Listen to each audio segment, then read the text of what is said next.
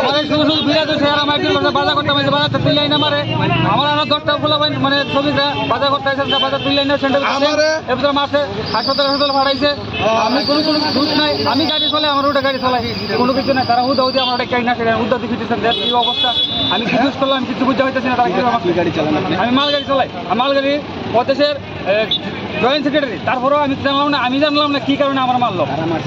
এই বাহ্যিক চালক সরকারি দুলাল গোস্বামী, তারা দুলাল গোস্বামী টু কানু দেবনাথ গুলক অধিকারী, তারা মিললে আমার মারছে হঠাৎ করে। আমি কিছু জানি না সম্বন্ধে।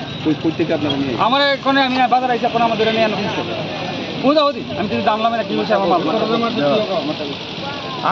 গন্ডাছড়া রোডের মধ্যে আমি সবজি মার্কেট করতেছি, আমি মুখি লইতেছি বাইতে হেরা আমার কলারও টান দিয়ে হেরা ধরে হেরা হেরা রাস্তার মধ্যে উড়াই হেরা বুলক অধিকারী, এই এরপরে রাজকুমার, কানু দেবনাথ, হেরা দুলাল গোস্বামী, এরা মিললে হেরা আমার এইসব হ্যারাসমেন্ট আমার হাতের মধ্যে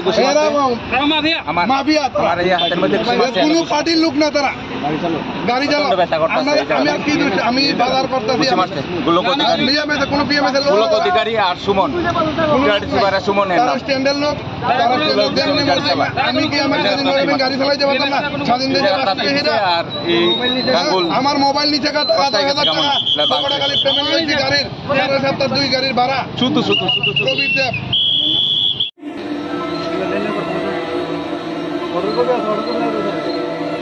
আমার তার এখানে লাফি মারছে আর মুখের ভাষা, মুখের ভাষা এমন তো বিক্রি ভাষা।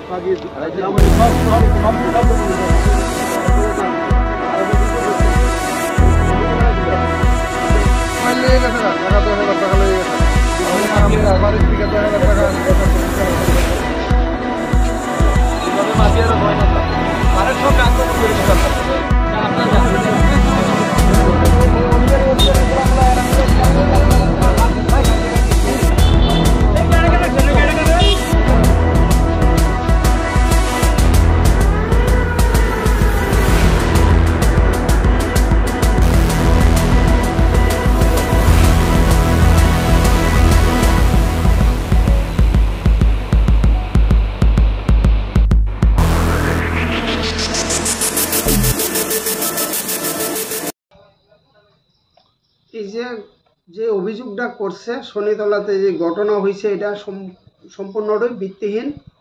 যারা নামে কইছে আর আজকে এখানে গেছই না, সত্যি যারা, এটা ভিত্তিহীন। আর মেইন এখানে এই ঘটনাটি হয়েছে কতটুকু কইছে, আমাদের শ্রদ্ধেয় দুলাল গোস্বামী ওই সময় এখানে আসিল না, এরপরে তাইনে আইছে আর আমরা এখানে চা খাইতে আসছিলাম, তো হঠাৎ করে এই মন্ত্র হয়েছে এবং আমাদের দুলাল দ্বারে প্রাণনাশের হুমকি দেওয়া হয়েছে। যে কোনো সময় আমাদের দুলালদার উপরে প্রাণঘাতী হামলা হইতে পারে। এই বিষয়ে আমরা আজকে প্রশাসনের দ্বারস্থ হমু এবং এই মেইন উদ্দেশ্য হইল আমাদের যে সিন্ডিকেট বিগত দিন সন্তোষদার আন্ডারে চলছে এবং সন্তোষদার সাংগঠনিক নিয়মে নতুন কমিটি হয়েছে, সন্তোষদা ক্ষমতাচ্যুত হয়েছে, কিন্তু বিগত দিনের কোনো হিসাব নিকাশ আজকে পর্যন্ত আমাদের স্ট্যান্ডে বর্তমান কমিটিরে সমঝাইয়া দিছে না।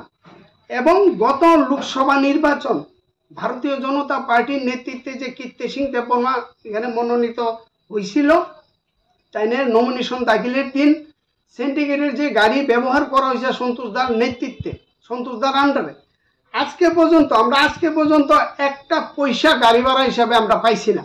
কিন্তু ভারতীয় জনতা পার্টির লিডাররা বয়ান হয়েছে 50,000 টাকা তেল খরচা বাবদ সন্তোষদারে 2 থেকে 3 মাসের মধ্যে দেওয়া হয়েছে, বাকি ফুল পেমেন্ট হয়েছে না।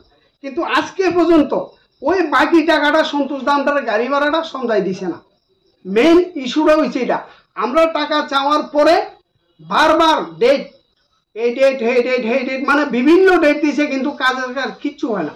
গত কিছুদিন আগে ভারতীয় জনতা পার্টি অফিসে আমাদের শ্রদ্ধেয় মণ্ডল সভাপতি সহ কোলার মৃদুল দাস সহ একটা ডেট দিছে যে আগামী সোমবার বেলা 3টার সময় আমি খাতা সহ টাকা সহ আমাদের বর্তমান যে সেক্রেটারি আছে দুলালদারে সমঝাই দিব।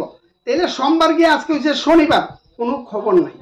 তাইলে আমরা যে শ্রমিক, তাই না, তো একটা সময় শ্রমিকের দায়িত্ব পালন করে গেছে, স্ট্যান্ডার্ড সেক্রেটারি হিসেবে দায়িত্ব পালন করছে। তাইলে 1.5 বছর দিয়া 1.5 বছর যদি একটা টিপ দিয়ে আমরা 1.5 বছর টাকা না পাই, এটা আমরা শ্রমিকরা কি করে মাইনা নেই? আপনারা কোন মানতে পারেনি কোন? একদিন 2 দিন হইলে একটা কথা, আজকে 1.5 বছর আমরা কি অপরাধ করছি? নিজের পকেটের টাকা দিয়ে ড্রাইভারের বেতন দিছি, গাড়ির তেল দিছি, তাই না এই টাকাটারে তাইনের ব্যবসার খাতিরে হয়তো ব্যবহার করতেছে। আমরা কি অপরাধ করলাম? আমরা কেন টাকা পাইতাম না? আমরা ধৈর্যের সীমা ওখানে হারাই নিয়েছি শ্রমিকরা। কি করতে পারি আমরা কোন আপনারা?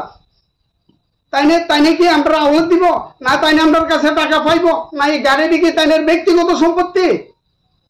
কেন তাইনে আজকে ডেটের পরে ডেট দিয়ে আজকে 1.5 বছর আমরা টাকা পাইতাম না?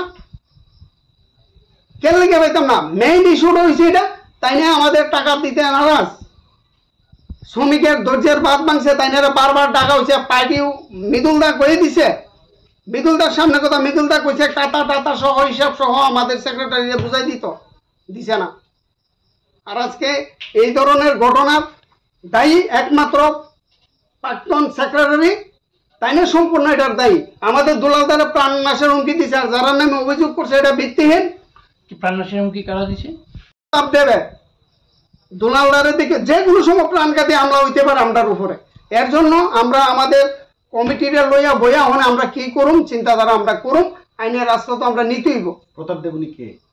উনি আম্বাসাদরই একজন আপনাদের সংগঠনেরই।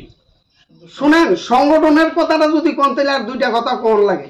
সংগঠনের যদি হইতো, সংগঠনের নিয়ম নীতি মানত, তাইলে আজকে এই ঘটনা হয় না। তাই না একজন সংগঠনের যদি কয়, আমাদের শ্রমিক সংগঠনের একটা গীত আছে, জনস্বার্থে আমরা কাজ করুম। কিন্তু আজকে এখানে এই এরা যে সংগঠনের দাবি করে, তারা কাজে আর সংগঠনের নিয়মের মধ্যে মিলেনি, এটা মিলে না তো। এটা